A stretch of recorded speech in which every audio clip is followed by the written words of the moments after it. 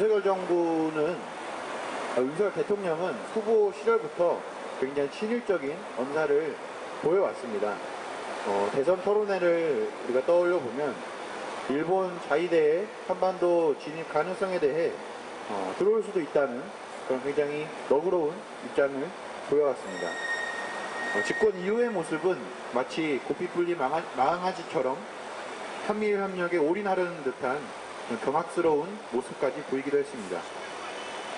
윤석열 정부의 한미일 협력 강화 시도 중 가장 심각한 것은 한미일 군사협력의 확대 강화입니다. 과거에도 미일 간 훈련 그리고 한미 간 훈련은 수차례 있어 왔지만 한미일 공동훈련은 한일 간의 역사 문제 등 이 식민 지배에 대한 그 문제가 있었기 때문에 대놓고 하지는 못했습니다.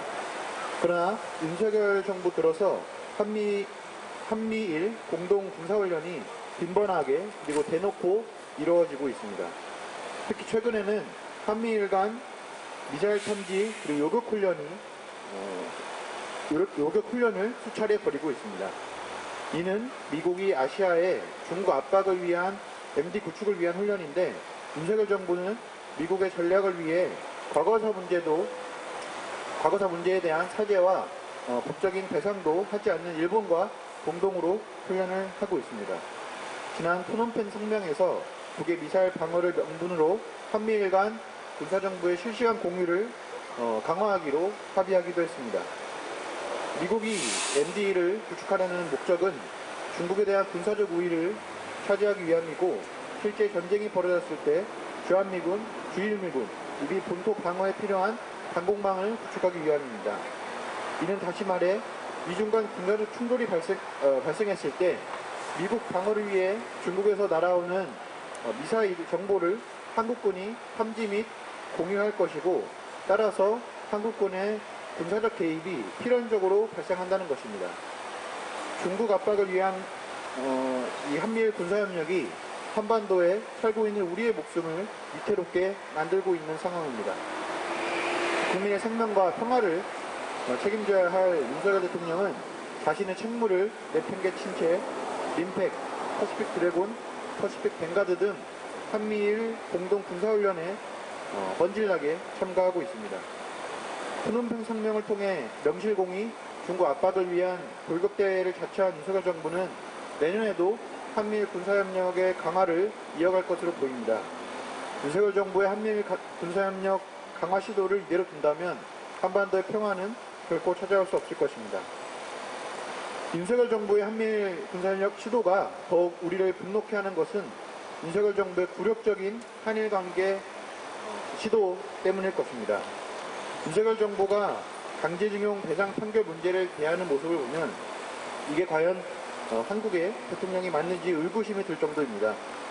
지난 강복절 경축사에서는 윤석열 대통령은 자유라는 단어만 수없이 반복하고 정작 일본이 벌이고 있는 식민범죄에 대한 부정, 그리고 배상 거부에 대해서는 이런 방구도 하지 않았습니다. 오히려 일본은 가장 가까운 이웃이라 표현하며 식민범죄를 겪었던 민중들의 가슴에 대못을 박았습니다. 또 강제징용 문제를 해결하는 데 있어 일본의 주권을 존중하는 차원에서 해결하겠다고 밝히는가 하면 강제징용 피해자들을 채권자라고 표현하며 마치 빚을 받아내려는 사람들을 인식하는 태도를 보였습니다. 강제징용 판결은 기업의 범죄 행위에 대한 배상을 결정한 것으로 채무관계가 성립하는 것이 아닌데도 말입니다.